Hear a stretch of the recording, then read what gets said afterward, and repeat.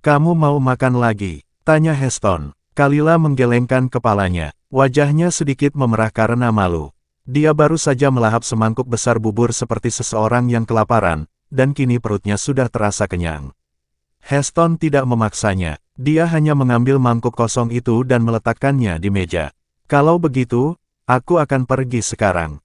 Tidurlah dengan nyenyak, oke, ujar Heston lembut. Kalila menoleh ke arah jendela dan terkejut saat melihat langit di luar sudah gelap. Jam berapa sekarang? Tanyanya. Sudah jam 10 malam, jawab Heston. Malam sudah larut. Sepertinya setelah Trevin menyuruh Soraya pulang, dia tidak pernah kembali lagi ke sini.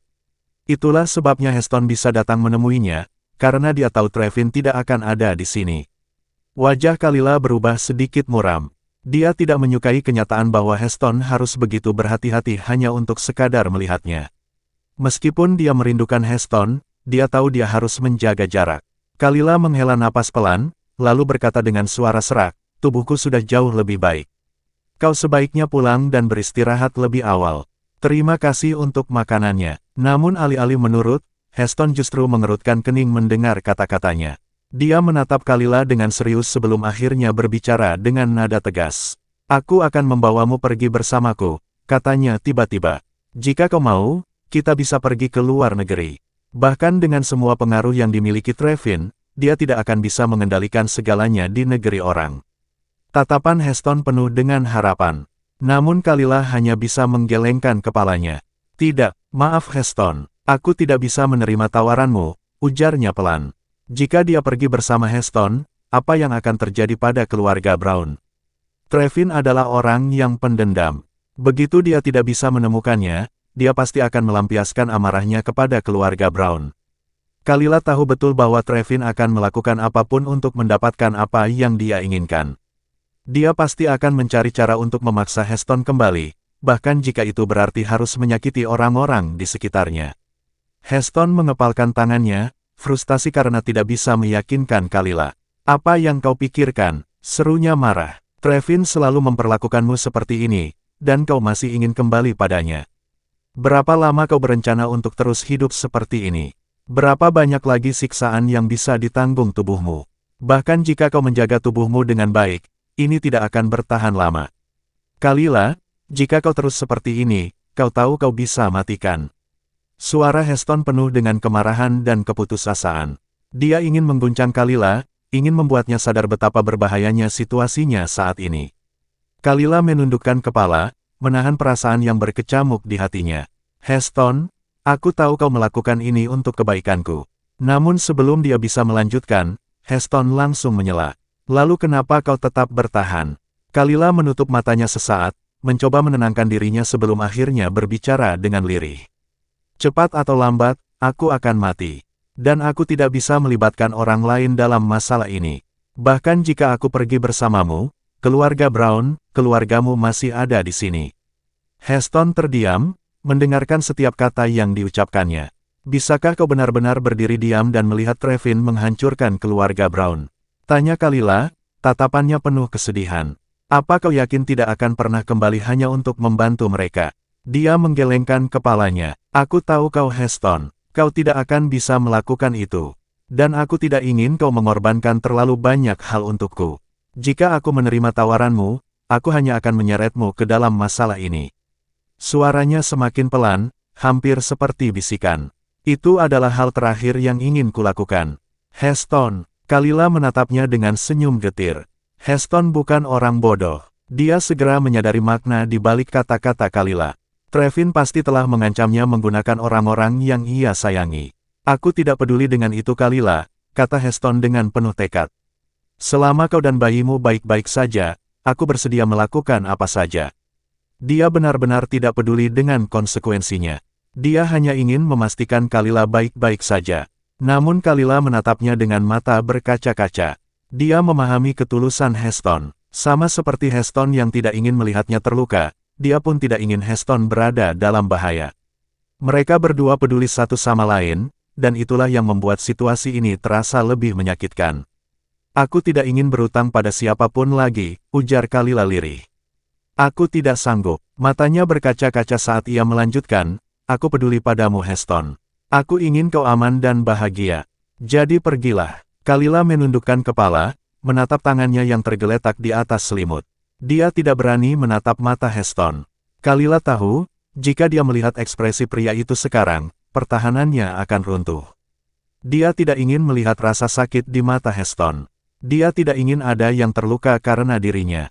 Dia hanya ingin meninggalkan dunia ini dengan hati yang tenang, tanpa harus menyeret siapapun ke dalam penderitaannya. Meskipun itu berarti dia harus sendirian. Trevin telah memastikan untuk memutuskan semua hubungannya dengan Heston, satu-satunya orang yang pernah ia anggap sebagai teman. Tapi itu hanya untuk sementara. Dia hanya harus bertahan. Heston menatap Kalila dengan ekspresi rumit. Dia ingin membantah kata-katanya. Namun Heston tahu bahwa semua yang dikatakan Kalila adalah kebenaran. Setiap kata yang diucapkannya adalah kenyataan yang pahit. Dia tidak melebih-lebihkan apapun. Heston akhirnya terdiam. Dia ingin mencari solusi, tetapi kata-kata Kalila terus bergema di kepalanya. Lalu Kalila berbicara lagi. Kau tidak perlu datang lagi, katanya pelan. Trevin tidak akan senang mendengar tentang kunjunganmu. Heston menatapnya dengan tajam. Matanya penuh dengan kekhawatiran saat ia melihat kondisi Kalila yang begitu menyedihkan. Tapi kau terluka seperti ini sekarang, katanya. Aku tidak akan bisa beristirahat dengan tenang jika aku tidak ada di sisimu untuk menjagamu. Heston meraih tangan Kalila yang terbaring di atas tempat tidur, menggenggamnya dengan erat. Aku tidak percaya Trevin bisa menjagamu dengan baik. Dan aku bahkan tidak percaya kau bisa menjaga dirimu sendiri. Suaranya terdengar lirih, namun penuh dengan rasa sakit. Jika aku jauh darimu Kalila, aku akan terus mengkhawatirkanmu. Kalila terpaku di tempatnya, tenggelam dalam pikirannya. Butuh waktu lama sebelum ia tersadar kembali. Perlahan ia mengangkat kepalanya dan menatap Heston dengan senyum tipis di sudut bibirnya. Matanya yang lembut menatapnya penuh ketulusan. Jika kau benar-benar peduli padaku, jangan membuatku merasa bersalah lagi dan pergilah. Setiap detik yang kau habiskan di sini, aku khawatir Trevin akan datang dan menyakitimu, dan aku akan menjadi penyebabnya, ujar Kalila dengan suara lembut. Heston mengerutkan kening. Gadis bodoh, itu bukan urusanmu. Ini bukan salahmu oke, katanya dengan nada acuh tak acuh, berusaha menepis kecemasan Kalila. Namun meskipun ia berkata demikian, Kalila tetap merasa bersalah. Tatapannya jatuh ke lengan Heston, ia masih bisa mengingat dengan jelas bagaimana lengan itu tergantung tak berdaya malam itu setelah pertarungannya dengan Trevin. Heston menyadari sorot mata penuh penyesalan itu, lalu menjabat tangannya dan memberi isyarat agar Kalila melihatnya. Itu hanya dislokasi. Sekarang sudah sembuh, tidak ada yang perlu dikhawatirkan, katanya ringan. Namun Kalila tetap gemetar mengingat kejadian malam itu. Trevin adalah orang yang gila dan posesif. Ia tidak bisa membayangkan sejauh mana pria itu akan pergi untuk mendapatkan apa yang diinginkannya. Satu hal yang pasti, ia tidak pernah benar-benar sendirian. Trevin selalu memiliki seseorang yang mengawasi pergerakannya. Setiap kali ia keluar rumah, kabar itu pasti langsung sampai padanya. Kemungkinan besar saat ini pun, ada penjaga tersembunyi di rumah sakit ini yang mengawasinya dan melaporkan semua pergerakannya kepada Trevin. Tidak butuh waktu lama bagi Trevin untuk datang dan menyeretnya kembali ke rumah. Lagi pula, pria itu sangat membenci Heston.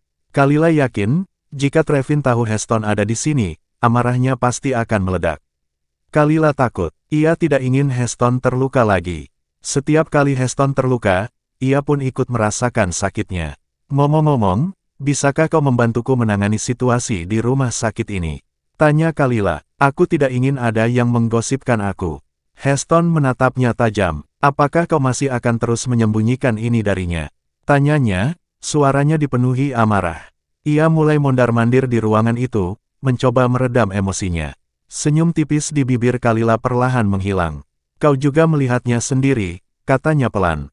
Dokter-dokter itu mendiagnosisku dengan masalah lambung. Jika aku memberitahunya, aku takut dia tidak akan mempercayaiku. Bahkan jika aku menunjukkan bukti medis sekalipun. Dia hanya akan berpikir bahwa semua ini rekayasa.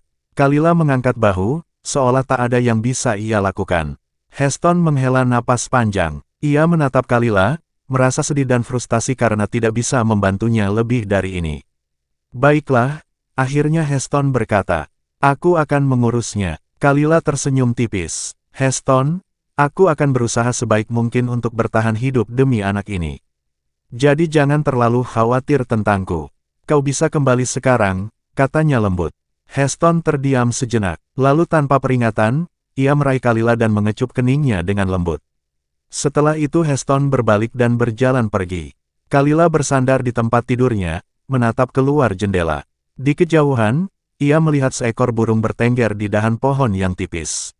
Dahan itu bergerak tertiup angin, bergoyang ke sana kemari seakan tidak mampu menahan beban burung tersebut. Namun burung itu tetap di sana. Ia tidak terbang. Burung itu tetap bertengger dengan percaya diri, bergoyang di dahan seperti ayunan. Kalila memperhatikannya dengan penuh perhatian, bertanya-tanya mengapa burung itu tidak terbang pergi. Lalu sebuah pemikiran muncul di benaknya. Mungkin burung itu tidak percaya pada dahan yang menjadi pijakannya. Mungkin ia percaya pada sayapnya, bahwa kapanpun ia mau, ia bisa terbang pergi kemanapun ia inginkan. Jika seseorang ingin bertahan hidup, ia harus percaya pada dirinya sendiri, bukan bergantung pada orang lain. Tiba-tiba pintu kamar Kalila terbuka. Heston masuk kembali, membawa beberapa barang di dalam tas. Sepertinya ia belum pergi. Ini adalah obat yang akan membantu meredakan gejala sakit perutmu, kata Heston sambil berjalan mendekat. Obat ini tidak akan membahayakan bayi sama sekali, ucap Heston sambil meletakkan tas itu di meja samping tempat tidur Kalila. Kau bisa meminumnya saat rasa sakitmu kambuh, lanjutnya.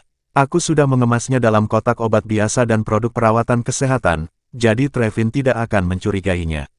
Seringaian licik terukir di wajahnya, bangga dengan rencananya.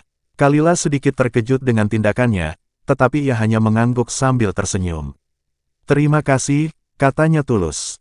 Berapa harganya? Aku akan menggantinya secepatnya. Kalila tidak suka berutang pada siapapun. Namun saat ini, ia tidak punya uang untuk membeli obat sendiri, dan ia juga tidak ingin menggunakan uang Trevin. Heston menatapnya dengan ekspresi kesal. Kenapa kau begitu formal denganku? Tanyanya, kita sudah saling kenal selama bertahun-tahun. Berhentilah bersikap seperti orang asing. Heston mengusap lembut rambut Kalila. Aku tahu ini tidak mudah bagimu sekarang, katanya pelan. Tapi jangan khawatir, semuanya akan membaik. Lalu dengan suara yang lebih dalam, ia menambahkan, tidak peduli apapun yang terjadi Kalila, aku selalu ada di pihakmu. Tidak peduli seberapa buruk situasinya, jadilah kuat untukku. Mata Kalila mulai berkaca-kaca. Hidungnya terasa sakit saat ia menahan tangis. Ia menarik napas dalam-dalam, berusaha mengendalikan emosinya. Terima kasih, bisiknya. Kalila merasa begitu tersentuh. Ada orang-orang yang masih bersedia berada di sisinya, yang peduli padanya tanpa syarat. Heston, ia selalu tahu bagaimana menghiburnya. Ia selalu ada untuknya, memberi Kalila kehangatan yang tidak pernah ia dapatkan selama bertahun-tahun. Terkadang, ia bertanya-tanya mengapa Heston bukan saudaranya. Namun Kalila bukanlah orang yang munafik. Ia menerima obat yang diberikan Heston dengan senyum tulus. Terima kasih, katanya lagi. Aku rasa, aku sudah menemukan jawabannya.